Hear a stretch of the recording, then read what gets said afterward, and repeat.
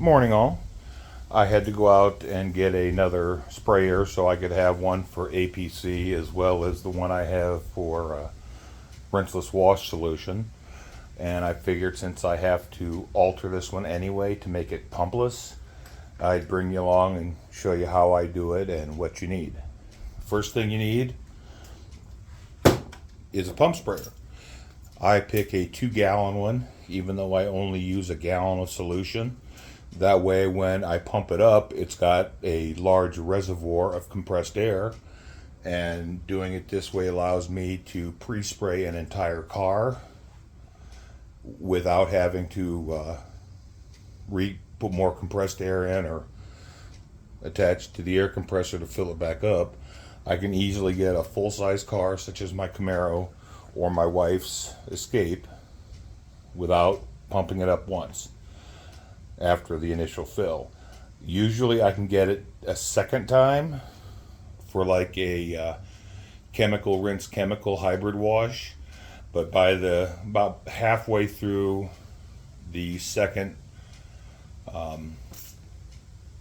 what's the word, I'm stupid this morning, not enough coffee. After the about halfway through the second pre-spray, the pressure starts to get a little low, so you have to air it up again if you want full pressure.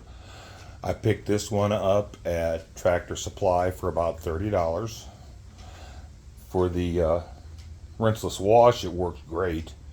It does come with a fan nozzle, however that doesn't cover very well, and it seems to bleed off air pressure faster than the standard cone spray nozzle, so I just stay with the standard cone spray. Another thing you need is a Schrader valve. Make sure this is on camera here. I get these at AutoZone. It comes with 2 grommets, a 7/16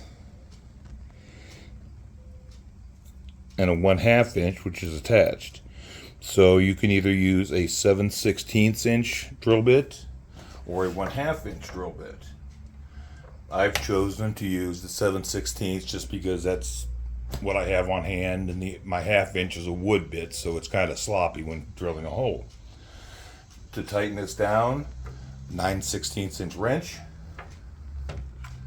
and we're going to have to thread the Schrader valve into the tank, and the opening is too small to get your hand in there, so you have to use a small piece of string. In this case I'm using dental floss.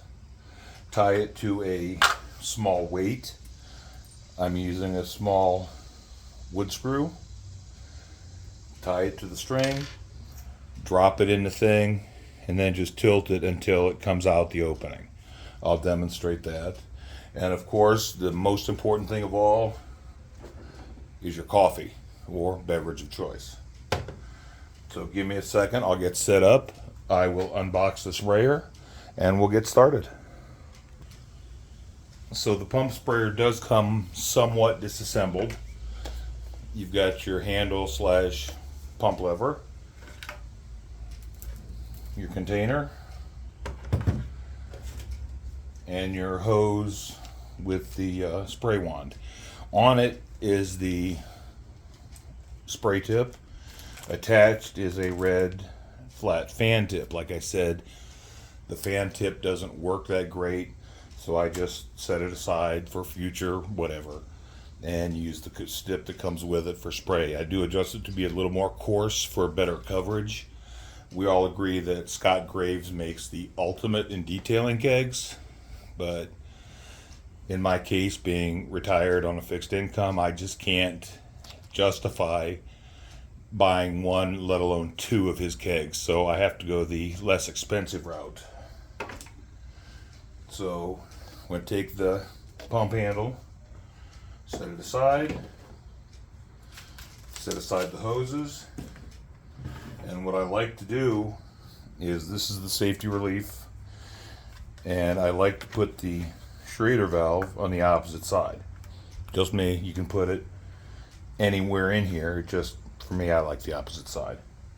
And you can see there ain't no way these mitts are getting in there to put the Schrader valve in. Let me see, make sure you're in camera. Yep. And so what you do, take your drill, 7/16" bit, come over here, and I mean, you don't have to be perfect, just close to center. Don't let it slip.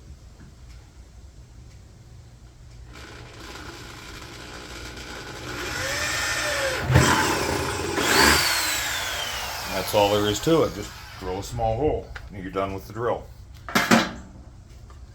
Take your dental floss or your string, about 2 feet, probably more than enough, and take what you're using for weight and tie this string onto the end of that. You don't even need to tie it really, just a couple of good twists. It's wax string. And drop it in the hole you just drilled. And turn it upside down, and it comes out the opening. Now you've got what you need to thread the Schrader valve in. Take the weight off.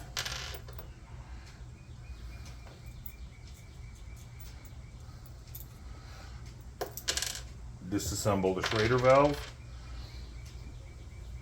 The 1/2 inch grommet is on there a little tight. Just needs a little work to get it. Take that and then put the 7/16 grommet in there. Get nice. Take off the cap.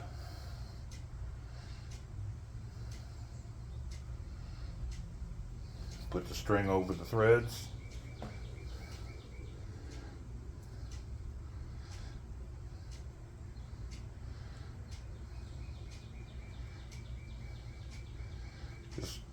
Just lightly screw the cap on.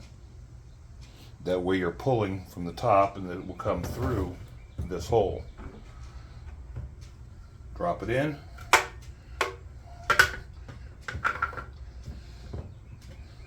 And there you go, you're in. Make sure you hold on to this when you take the cap off. Remove the string.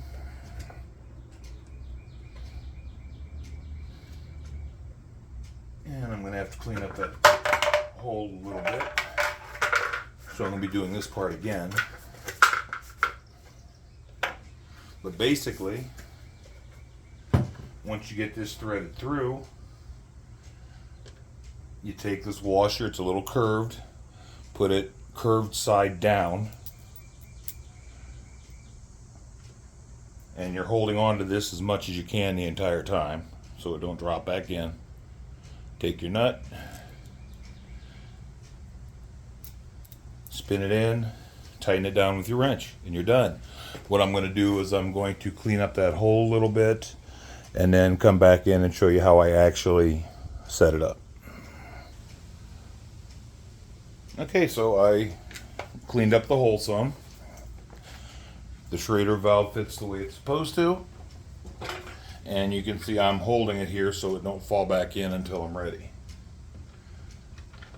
Take the washer, and what you can do is just push on it sideways. That way it won't fall in. Put the washer on.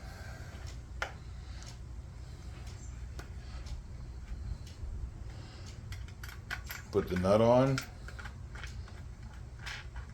Get it started. Now you don't have to worry about it falling in. I ended up cutting this a little close to this piece, so I might have to trim here so the air chuck will actually attach to this properly. Take your wrench, slip it down, hold on to this.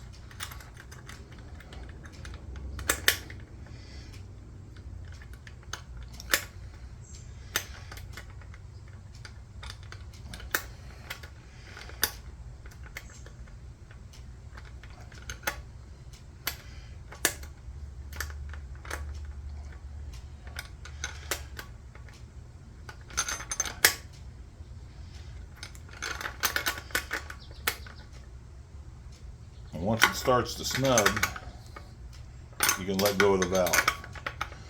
The tension will hold it in place.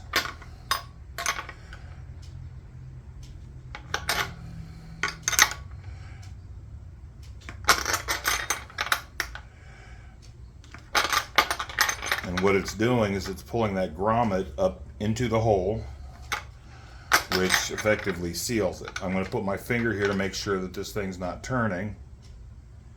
And it's just starting to turn, so I'll grab it again.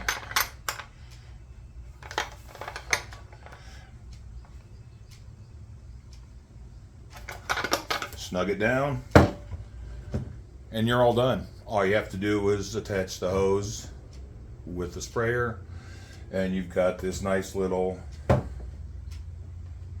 metal cap cover. It's kind of a pain in the butt to thread on. I might actually get the plastic ones. Now I'm going to double check to see if I need to trim this, since I did put it a little too high.